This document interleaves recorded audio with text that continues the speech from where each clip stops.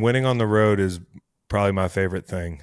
Oh, dude. When you're going down on a 2 minute drive and you can hear the crowd in the background, and then all of a sudden you hear nothing, and all you hear is the cheering between your sideline and the guys on the field, and all the random stuff that you're doing. And dude, I've always said this, like, I wish that everybody in the world got to experience what it's like to win a game in the NFL.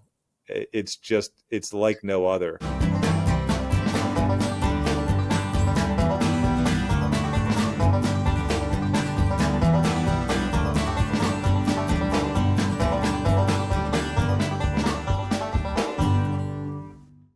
Bro, the last time I saw you, you said to me at Inside the NFL tryouts, you said, I don't know, I might go back and play this year.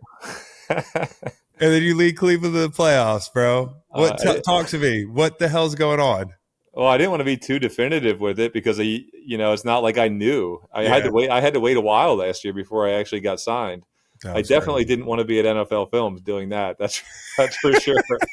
Well, 2 years later, you're looking at it. Yeah, dude. Yeah. Well, it's been fun, man. It's been fun. I was like, I added up the years. It's been 17 years since. Is this 17 for you? Or what year is this for you? 17. Yeah.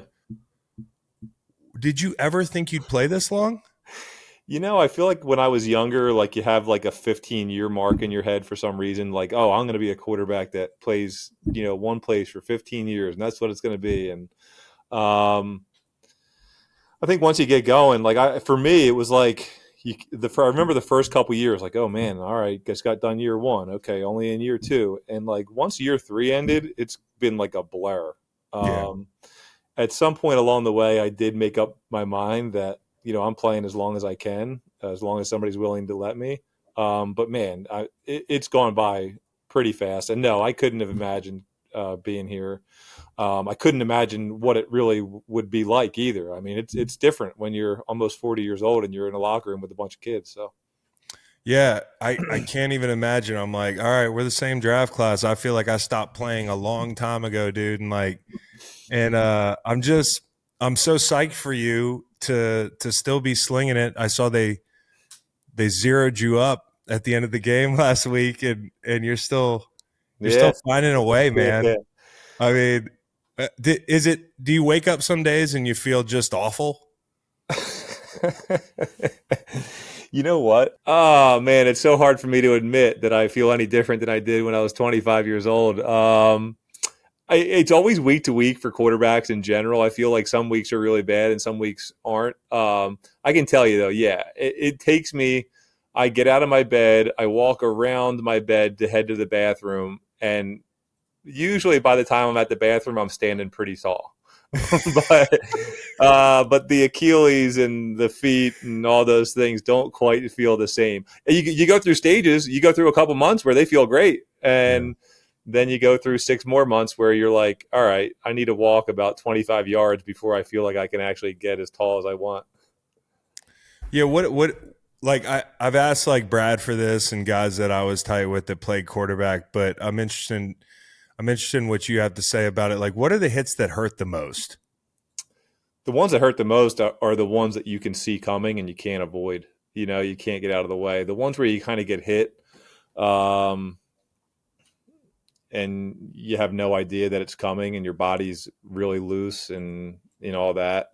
And in my experience, to add to that, it's really the ground that hurts more than the hit itself.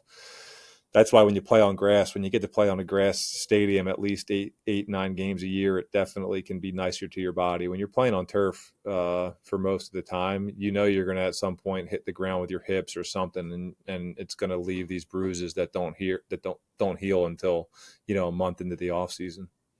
Yeah, I kind of wonder how you feel about it now, the way y'all are taken care of, and probably a good thing at your age that they're taking care of QBs. But when you came in the league, like when we came in the league, I look back at some of the hits that we made back in the day, and they would just be you'd be criminalized. Like it'd Yeah. be criminalized. Yeah. Like what's It, how big of a difference is it?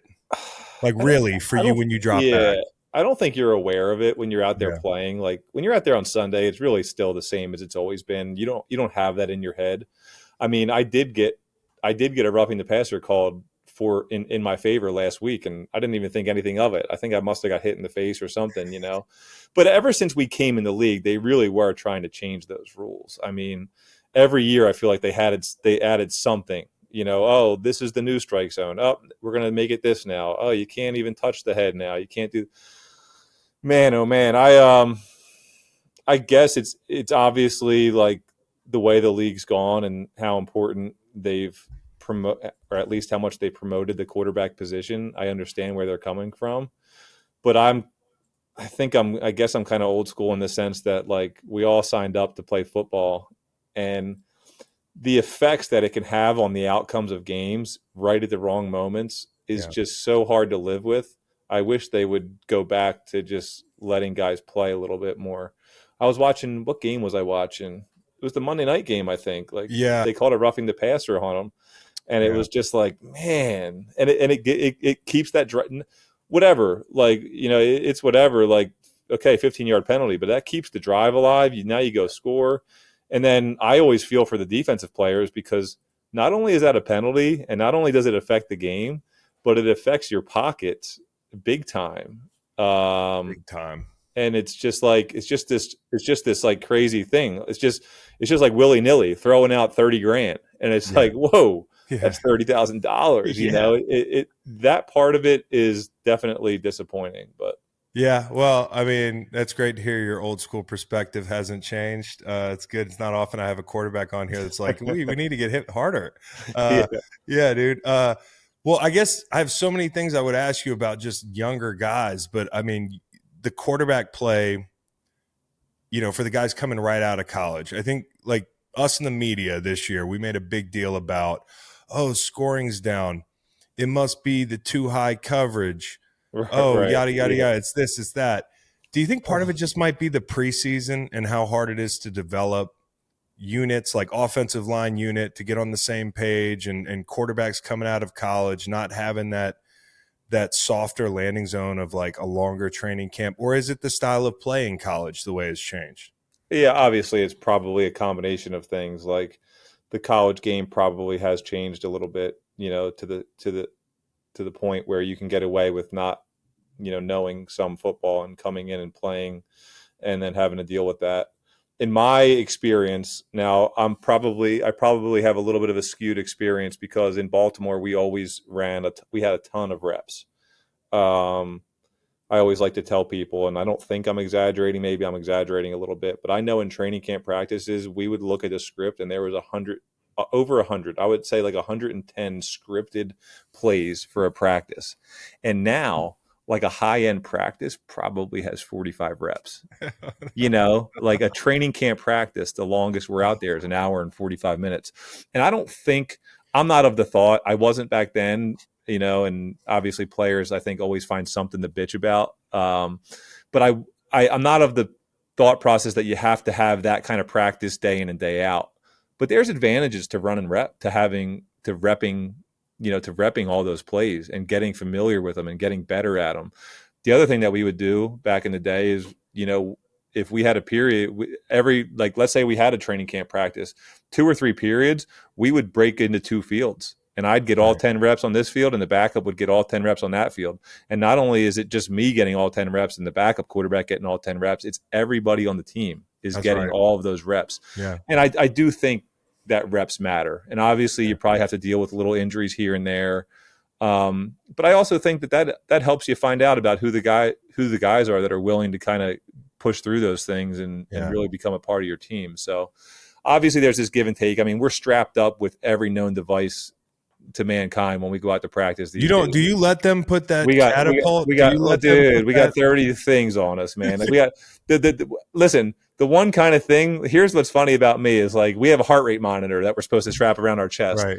And the funny thing about me is, like, in the off season, I'd probably be super interested in wearing that, like seeing what I'm doing, my workouts, all this stuff. But like, I feel like it's the one thing I can rebel against here, so I don't wear it, you know. But the other things that are in my jersey, Yeah, dude. they're just in my jersey, you know. I think I have two sensors in my jersey in the back, and it's like, hey Joe, you need to run 90%. Like, okay, I actually did that yesterday, but I took my jersey off. Now I'll do it again for you today. You know, it's crazy. Dude, when I was in Philly and they really got into it, and you were there in I was what there 2000. I was 21, the first half of 21. so Hinks wasn't there, the strength coach was a new guy, but like they're really forward thinking in sports science, you know, and I used to like fucking protest putting on the thing that tells you how fast I I'm know. going. Because I'm I like, why know. would I tell you I know. how slow I am? Well, You that's be the the thing. judge. That's the other part of it is, you know, how coaches use this info. They don't bring it up until they want to shit on you. Like, Yes. hey, you know why you suck is because in the beginning of the season you were running 20 miles an hour, and now you're only running 14. You Yeah. know, or whatever it is. You Yeah. know, they will Yeah. only bring it up when it's the negative, and they can always kind of skew the numbers. Like, look at last year's training camp. We ran, you know, 300 miles as a team, and this year we ran 150, and we have less injuries, and we're 5-1, and you know, it's all those things. I'm sure there is good uses for it, but I wouldn't say that we always use it the right way. Not for old guys. All right. So speaking of the young guys, man, Anthony Richardson seems like a great dude, first off. Like the kind of guy that just brightens your day. I don't know if that's accurate. But I have fun watching you mentor him, if that makes sense from a Yeah. distance. What have you seen? Well, I'm nervous about what you've seen now. I did see you mic'd up on the sideline like everybody else after he threw that damn. I mean, he punted the ball 80 yards in the air Yeah, in the yeah, Houston game. yeah, for sure. And you on the sideline watching this kid and Yeah. his talent is a lot of fun to me, because you had a cannon. You still have a cannon. Like, for you to say on the sideline, like, I've never seen a ball thrown like that. Yeah. In a normal situation, like, you typically don't have to throw the ball that far. You Yeah. know, I've always said that, you know, like, oh, you can throw the ball 75, 80 yards. Like, who cares? You're never throwing it more than like 55, you know? Mm-hmm. But in that instance, man, he put that thing out there almost 70, like in a normal game time situation. It was pretty crazy. And it was way up there too. Like, it looked like it was like a 90-yard throw. It was a jugs machine. Like, Yeah. the ball looked Yeah, like for it sure. came out of the jugs Yes. machine. Yes. And so I guess my question to you would be, like, what does he have to do to take the next step? I think it's great that you're there, and, you know, obviously you've been able to really contribute, as you have at every stop, but also the contribution that you make day to day. Can you color that in for people? I mean, a lot of people have assumptions of what a veteran quarterback does for a younger quarterback, but what are the things that might surprise people? Listen, for him, I think it's just about getting reps, just like we talked about earlier. You know, I mean, it's his second year, and he still hasn't really probably been able to get the amount of reps that you would want to, that you can actually learn from. It's those moments that you grow. Is, you know, whether it was good or bad, you go back in the meeting room afterwards, and natural conversations happen because of the things that happen throughout the course of a 40 rep practice. And you know, for me, it's like, you know, on my end, like, hopefully I can relax him a little bit, help him slow down, not let the game speed up too much. Cause sometimes when you're young, you can get so fast with your feet, and you can start moving in the pocket maybe when you don't have to. Obviously he's very athletic and has the ability to do those things very well. So sometimes you can get a little bit out of control with that. So for me, it's just kind of relaxing him a little bit so that he can, you know, have his head on right and see everything the right way. Do you think that when you're young as a quarterback, is it like the field is moving fast?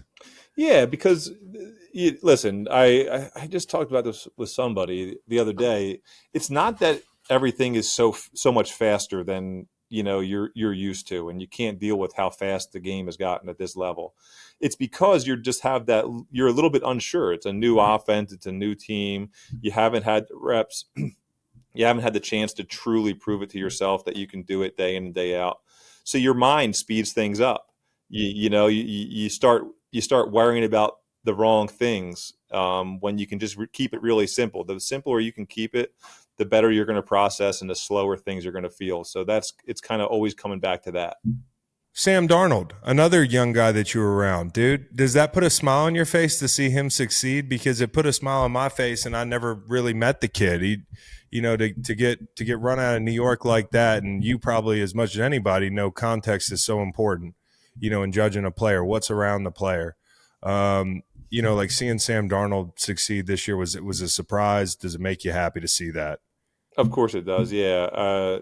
Obviously, yeah, context always matters. I mean, you're young. Maybe the team's not quite ready to win yet. You never know what kind of situation you're going in.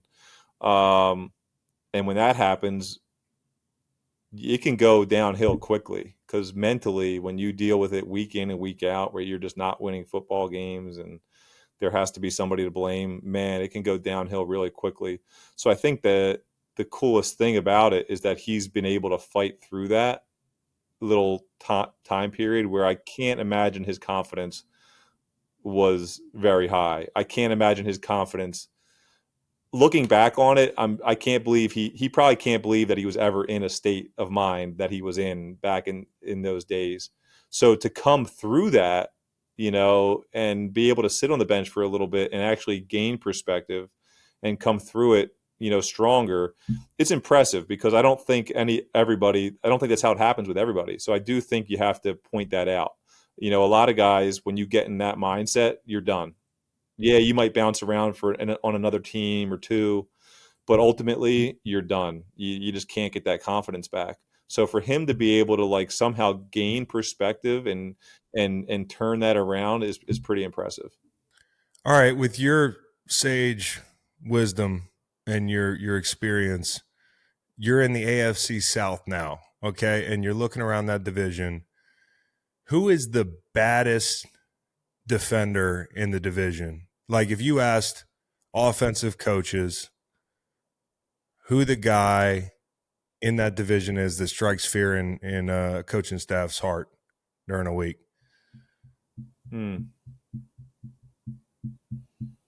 It's a tough one. I'm thinking around. Like, listen, I can tell you from playing Tennessee last week, that interior defensive lineman, Simmons, Jeffrey Simmons. Yeah, he was definitely a force, And those guys played good team defense. Like Bernard's doing a good job. Yeah, yeah, they're doing a good job there, and he did seem like a force. Yeah, I would say he's got to be up there. I mean, the Houston's so fast. Yeah, as an entire defense. Yeah, listen, I got to play those guys a couple times. Obviously, at the end of the year last year, when you let those guys get rolling and they can pin their ears back and get some confidence, man, they have a lot of juice. They definitely do. And I had more fun watching you in that first game against Houston, I believe it was, when I think Case was starting on the other side. Yeah, I called it the most beautiful game of catch I've ever seen. You and Amari Cooper. It was really a game of catch. Yeah. And y'all didn't have a kicker. I know. Did you ever feel bad like going for it and just continuing to convert? It's crazy that it turned out that way because that can go so wrong. It can go so wrong, man. You're like looking at your kicker running down a kick return, and you're like, dude, just stop. You're not getting him. Mm-hmm. And the worst thing happens. And in that game, it actually benefited us. We went for it on a couple fourth downs. Yeah. I did throw an unnecessary pick at the end of the half, but I didn't care. It's like I'm in year 16. I'm just here to win football games. Like I'll throw 5 picks if I have to. Yeah. It was listen, Amari makes it very easy to go out there and kind of sling the ball around. So what do you think it's going to be like seeing him and Josh together? Oh, hopefully it'll be a lot of fun. I mean, listen, I like Amari, and I think he's one hell of a receiver. So hopefully he'll go in there and hopefully they'll go in there and start to spin it a little bit. Not quite. I don't want them to be too good, obviously, but I think they'll have some success, obviously. Take me inside real quick, man. Like, why? What happened with you at the end of the year? Because, like, to me, it was a no-brainer to bring you back. Was that your choice, their choice? How did you wind up here? Because I'm like, bro, you just led that team to the playoffs. Well, listen, I mean, you never know what's going to happen at the end of the year. And, for me, it's like, okay, what are my opportunities going to be? I didn't know what my opportunities may look like. I was just out of football for half a year, but okay, I came back and played. Hey, is somebody going to actually be, willing to let me go play a few games here? Should I wait around and kind of do the same thing I did last year? And, listen, things don't work out for whatever reason, and they kind of lead you down other roads for a reason. And listen, I've bounced around now for a while, and it's one of the reasons I'm still in the league. So I think I've kind of just learned to kind of, assume it's for a reason and find the positives in it. But you're older, and then you walk in a new locker room every couple years, and you gotta figure out how to get on these young guys' levels. Yeah, you know what? It's honestly been a little bit easier the last couple of years walking Okay. into these new locker rooms, especially after last year actually playing a little bit. Natural conversations come up with guys because they're all looking at me like wondering what the hell I'm doing still playing football. And they also kind of just think it's cool that I'm doing it. So like being the age that I am, it really does lend itself to be able to easily kind of break the ice with all your new teammates. There's a lot of guys want, for whatever reason, to come up and talk to me and ask me questions about things and joke with me and all those things. So it honestly does make it pretty natural. I think I'm in a good position with that. I'm so much older than these guys, and it's a unique situation, and they're curious about it. So, and then I've done it a couple times now, and what you realize is, man, all these locker rooms are great. And maybe they're a little bit unique, and they're, just because obviously there's some different people, but there's also there's so many similarities when you walk into all these different locker rooms. There's the You feel right same at home. guys. There's Yeah, the there's the same guy Yeah. iteration in different locker rooms. Right. Like, there's your rah-rah guy. There's Yeah. your vet leader. There's your crazy ass young guy. Like, No, for sure. You've So got them all. So, yeah. Two memories I wanted to ask you about before I let you go, Joe. Number one, and I've always wanted to ask this question: what was it like at the Super Bowl when the lights went out? I didn't think much of it. I was sitting on the sideline, and I was like, I noticed something kind of go out, and I'm like, kind of just like, what the hell is going on? Like, I don't know. And then he kind of just, I think you might have just assumed like, okay, they'll turn the lights back on in 5 minutes and we'll get going. And then it was however long it was. I don't even know. Yeah. I didn't have too many thoughts on it, to be honest with you. I was just like, I think I was just kept thinking, okay, they'll be back on soon. Okay, they'll be back on soon. Maybe we should just act like we're stretching out a little bit. Yeah. It wasn't until afterwards when I started to kind of hear from a bunch of people that were at the game, and they had all kinds of crazy things going on in their head, like, oh my God, or is there an attack? What's going on? And none of those things slipped into my head. I was kind of just like, all right, like, I'm sure they'll be back on in a few minutes here. So I was probably just a little naive, and it probably helped me in the situation. But was like Ray Lewis running around like going nuts, like in the dark in the locker room, like what's going on? Like when the half goes longer, yeah. Like, and it disrupts the flow of the whole deal. Was that stressful? No, Ray was awesome, man. Ray wasn't doing any of that stuff. Ray had his couple minutes. But man, once that game started, he was locked in and loaded, dude. He was ready to go. And no, I don't remember anything about what he did, but I'm sure he was probably doing the same thing I was doing, maybe a little bit more intense. But we were all just kind of playing the waiting game. So damn cool, man. You got you that ring, man. That was awesome. And then the second one was, and obviously with Jacoby's passing, like the Mile High miracle. I mean, I'll never forget where I was when that happened. As a guy who loves Hail Marys, I just always love seeing a Hail Mary. We saw one the other night, but like, take me through that moment and what Jacoby meant and what kind of guy he was, because his passing really touched a lot of people. I could tell. For good reason, man. You talk about like the types of guys that are in locker rooms. Like, you want that guy in your locker room.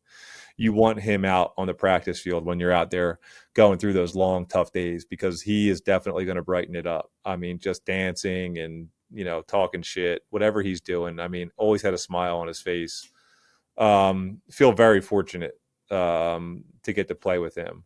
That throw, that catch, that game, I've never been more of a high after any game in my life than I was after that game. It lasted a long time. Like, I was on the bus, an hour and a half after the game, and I was still like, screaming to people on the phone, because we were just there was so much energy in that in that locker room. And after that game, I mean, it really, it probably was something that carried us for a couple weeks after that. Like there was something mentally that when we won that game, it's like, oh, we're winning. Yeah. We're winning the whole thing. Yeah. We went to New England the next week, and I don't think we batted an eye. And obviously, we had played those guys a few times, in the years before that, and even Right. that year to get that confidence. But there was something that game did, winning that game did to us that kind of solidified in our minds that we were the team to win it. Yeah, I mean, winning on the road is probably my favorite thing. Oh, dude, when you're going down on a 2-minute drive and you can hear the crowd in the background, and then all of a sudden you hear nothing, and all you hear is the cheering between your sideline and the guys on the field, and all the random stuff that you're doing. And dude, I've always said this, like, I wish that everybody in the world got to experience what it's like to win a game in the NFL. It's like no other. Such a big Like deal. it's so unbelievable. Like the feeling that you get. Man, there's going to come a day where I'm not going to obviously be able to do that anymore, and I'm for sure going to miss that. You're going to miss that, Dude, I miss it. I miss those moments. My gosh, like you're talking about the high for 3 hours after the game, where you're on the plane's not taking off. You're waiting on the equipment guys. You're stuck, but you don't give a shit, dude. Oh, dude, it's just, or getting on the plane. You've been cold. You're beat up. Yeah. Back when we could have a beer before Heineke fucked it all up. That was what you worked for, bro. That was what we put in, and you're still putting in the time for that. So I'm hoping you get to feel a few more of those, man. But Joe, dude, great to see you, and even better see you still on TV. But there will be, hopefully, maybe there'll be a seat for you in 5 years when you decide to hang it up. My wife will probably be pushing for it, and I'll probably be trying to fight back. So we'll see. We tape in Mount Laurel, bro. I know. Come on. But thanks for coming on, dude. Congratulations on everything. Keep balling, man. Yeah, man. I appreciate it.